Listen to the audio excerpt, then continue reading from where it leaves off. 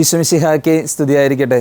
ഈശോയിൽ എത്രയും സ്നേഹം നിറഞ്ഞവരെ, നോമ്പിൻ്റെ ചൈതന്യവും ഹൃദയത്തിൽ പേറിക്കൊണ്ട് ഉത്ഥാനത്തിൻ്റെ പ്രത്യാശയിലേക്ക് നമ്മൾ മുന്നേറുമ്പോൾ ഇന്ന് വിചിന്തനത്തിനായിട്ട് തിരുസഭ നമുക്ക് നൽകിയിരിക്കുന്ന തിരുവചന ഭാഗം വിശുദ്ധ ലൂക്കാ എഴുതിയ സുവിശേഷം 3-ാം അധ്യായം 8 മുതൽ 11 വരെയുള്ള തിരുവചന ഭാഗങ്ങളാണ്. മാനസാന്തരത്തിൻ്റെ ഫലങ്ങൾ പുറപ്പെടുവിക്കുന്ന വ്യക്തികളായിട്ട് നമ്മൾ മാറണം എന്നാണ് ഈശോ ഈ വചനത്തിലൂടെ നമ്മളെ പഠിപ്പിക്കുക. നമുക്കെല്ലാവർക്കും അറിയാം, നോമ്പ് കാലത്തിലൂടെയാണ് നമ്മൾ മുന്നോട്ട് പോവുക. നോമ്പ് കാലഘട്ടം വലിയ തിരിച്ചറിവിൻ്റെ കാലഘട്ടമാണ്. നോമ്പ് കാലഘട്ടം വലിയ തിരിഞ്ഞു നോക്കലിൻ്റെ, തിരുത്തപ്പെടലിൻ്റെ കാലഘട്ടമാണ്. അതുപോലെ തന്നെ നോമ്പ് കാലഘട്ടം വലിയ തീരുമാനങ്ങൾ എടുക്കേണ്ട കാലഘട്ടമാണ്. അങ്ങനെയാണെങ്കിൽ സ്നേഹമുള്ളവരെ, ഇന്നത്തെ സുവിശേഷ ഭാഗം മാനസാന്തരത്തിന് യോജിച്ച ഫലങ്ങൾ പുറപ്പെടുവിക്കുന്ന വ്യക്തികളായിട്ട് നമ്മൾ മാറണമെന്ന് ഓർമ്മിപ്പിക്കുകയാണ്. അങ്ങനെയാണെങ്കിൽ എങ്ങനെയാണ് മാനസാന്തരത്തിന് യോജിച്ച ഫലങ്ങൾ പുറപ്പെടുവിക്കുന്ന വ്യക്തികളായിട്ട് നമ്മൾ മാറുക? അല്ലെങ്കിൽ എന്താണ് മാനസാന്തരത്തിന് യോജിച്ച ഫലങ്ങൾ? പ്രിയമുള്ളവരെ, ലൂക്കായുടെ സുവിശേഷത്തിൽ നിന്നുള്ള വചനഭാഗമാണ് നമ്മൾ വിചിന്തനത്തിനായിട്ട് തിരഞ്ഞെടുക്കുക.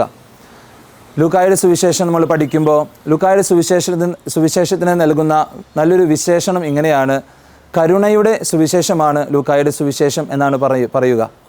അങ്ങനെയാണെങ്കിൽ ഈ കരുണയുടെ സുവിശേഷമാണ് ലൂക്കായുടെ സുവിശേഷം എന്നതിൻ്റെ വെളിച്ചത്തിൽ നമ്മൾ ഇന്നത്തെ തിരുവചന ഭാഗങ്ങൾ ധ്യാനിക്കുമ്പോൾ മാനസാന്തരത്തിന് യോജിച്ച ഫലം പുറപ്പെടുവിക്കുന്ന വ്യക്തികളായിട്ട് നമ്മൾ മാറണമെന്ന് പറയുമ്പോൾ മാനസാന്തരത്തിന് യോജിച്ച ഏറ്റവും വലിയ ആ ഫലം, അല്ലെങ്കിൽ മാനസാന്തരത്തിന് യോജിച്ച ഫലം പുറപ്പെടുവിക്കുക എന്ന് പറഞ്ഞു കഴിഞ്ഞാൽ, പ്രത്യേകിച്ച് ഈ നോമ്പ് കാലത്ത് കരുണയുടെ മുഖമുള്ള വ്യക്തികളായിട്ട് നമ്മൾ മാറണം എന്നാണ് ഈശോ ആഗ്രഹിക്കുന്നത്. കരുണയുടെ മുഖമുള്ള വ്യക്തികളായിട്ട് നമ്മൾ മാറണം. ദൈവം ലോകത്തോട് കാണിച്ച ഏറ്റവും വലിയ കരുണയുടെ പേരാണ് ക്രിസ്തു. ആ ക്രിസ്തുവാകുന്ന കരുണ നമുക്ക് ഓരോരുത്തർക്കും അനുഭവവേദ്യമാകുന്നത് ക്രിസ്തു കാൽവരിയിൽ അർപ്പിച്ച ആ ബലിയുടെ ഓർമ്മയിൽ നമ്മൾ പങ്കുചേരുമ്പോഴാണ്. ആ ബലിയുടെ ഓർമ്മയുടെ പേരാണ് വിശുദ്ധ കുർബാന. അതുകൊണ്ട് ഓരോ വിശുദ്ധ കുർബാനയിലും നമ്മൾ പങ്കെടുക്കുമ്പോൾ ഈ കരുണയുടെ മുഖം ആർജിച്ചെടുക്കാനായുള്ള കൃപയ്ക്കായിട്ട് കൂടി നമുക്ക് പ്രാർത്ഥിക്കാം.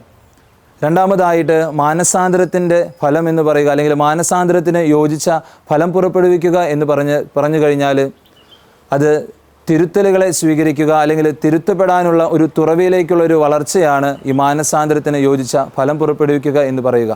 സ്വയം തന്നിലേക്ക് തന്നെ ചുരുങ്ങിക്കൊണ്ടിരിക്കുന്ന, അല്ലെങ്കിൽ തന്നിലേക്ക് തന്നെ തൻ്റെ ഇഷ്ടങ്ങളിലേക്ക് മാത്രം ശ്രദ്ധ കേന്ദ്രീകരിച്ചുകൊണ്ട് മുന്നോട്ട് പോകുന്ന ഒരു തലമുറയിൽ നമ്മൾ ആയിരിക്കുമ്പോൾ ഇന്നത്തെ സുവിശേഷ ഭാഗം മാനസാന്തരത്തിന് യോജിച്ച ഫലം പുറപ്പെടുവിക്കുക എന്നതുകൊണ്ട് ഉദ്ദേശിക്കുന്നത് സ്വയം തിരുത്തപ്പെടാനുള്ള, അല്ലെങ്കിൽ തിരുത്തലുകളെ സ്വീകരിക്കാനുള്ള ഒരു തുറവിയിലേക്ക് വളരുക എന്നത് തന്നെയാണ്.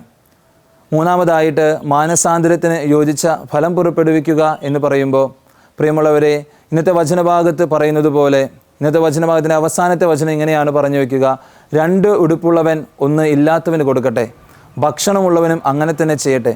പങ്കുവയ്ക്കുന്ന സ്നേഹത്തിലായിരിക്കുക, അല്ലെങ്കിൽ പങ്കുവയ്ക്കുന്ന സ്നേഹമായിട്ട് മാറുക എന്നതാണ് മാനസാന്തരത്തിന് യോജിച്ച ഫലം പുറപ്പെടുവിക്കുക എന്നതുകൊണ്ട് ഉദ്ദേശിക്കുന്നത്.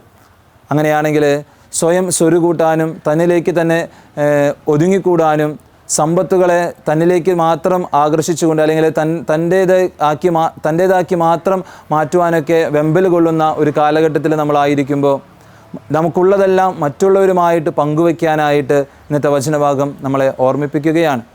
ഒരു കൊച്ചു കഥ കഴിഞ്ഞ ദിവസത്തിൽ വന്ന മനോരമ പത്രത്തിൽ വായിച്ചത് ഇങ്ങനെയാണ്: മോഷണം ഭയന്ന് രാജാവ് തൻ്റെ സ്വത്തുക്കളെല്ലാം കാടിനുള്ളിലുള്ള ഒരു അറയിലേക്ക് മാറ്റുകയാണ്. അറയുടെ വാതിലിൻ്റെ താക്കോല് 2 താക്കോലാണുള്ളത്. ആ 2 താക്കോല് ഒന്ന് രാജാവിൻ്റെ കയ്യിലും മറ്റൊന്ന് വിശ്വസ്തനായ തൻ്റെ മന്ത്രിയുടെ പക്കലുമാണ്. അങ്ങനെയിരിക്കെ തൻ്റെ സ്വത്തുക്കളെല്ലാം, താൻ സ്വരുകൂട്ടിയ സ്വത്തുക്കളെല്ലാം ഒന്ന് കാണാനായിട്ട്, അതെല്ലാം ഒന്ന് ആസ്വദിക്കാനായിട്ട് രാജാവ് ഈ അറയിലേക്ക് പ്രവേശിക്കുകയാണ്. അറ തുറന്ന് അദ്ദേഹം പ്രവേശിച്ച് ഇതെല്ലാം കണ്ട് കണ്ണ് മഞ്ഞളിച്ച് അദ്ദേഹം ഇങ്ങനെ നിൽക്കുകയാണ്. ഉടനെ തന്നെ ആ വഴി അപ്രതീക്ഷിതമായിട്ട് മന്ത്രി കടന്നു വരികയാണ്. അറയുടെ വാതിൽ തുറന്നു കിടക്കുന്നത് കണ്ട മന്ത്രി അത്യധികം ഭയപ്പെടുന്നുണ്ട്. മന്ത്രി വിചാരിച്ചു, കഴിഞ്ഞ ദിവസം താനത് തുറന്നു നോക്കിയപ്പോൾ അത് പൂട്ടാനായിട്ട്, ലോക്ക് ചെയ്യാനായിട്ട് മറന്നുപോയോ എന്ന് വിചാരിച്ച് മന്ത്രി പുറത്തു നിന്ന് ആ വാതിൽ അടച്ച് തിരികെ കൊട്ടാരത്തിലേക്ക് പോവുകയാണ്. എന്നാൽ രാജാവ് അതിനുള്ളിൽ പെടുകയുമാണ്. കഥ അവസാനം പറഞ്ഞു വയ്ക്കുന്നത് ഇങ്ങനെയാണ്: പിന്നീട് ആരും ഒരിക്കലും ആ രാജാവിനെ കണ്ടില്ല എന്ന് തന്നെയാണ്. പ്രിയമുള്ളവരെ, സ്വന്തം നിക്ഷേപങ്ങൾക്ക് ഉള്ളിൽ പെട്ടുപോവുക, അല്ലെങ്കിൽ സ്വന്തം നിക്ഷേപങ്ങൾ തന്നെ തനിക്ക് തന്നെ കെണിയായിട്ട് മാറുക എന്നത് എത്രയോ ഭയാനകമായ, അല്ലെങ്കിൽ എത്രയോ ഖേദകരമായ ഒരു പ്രതിഭാസമാണ്, അല്ലെങ്കിൽ ഒരു അവസ്ഥയാണ്.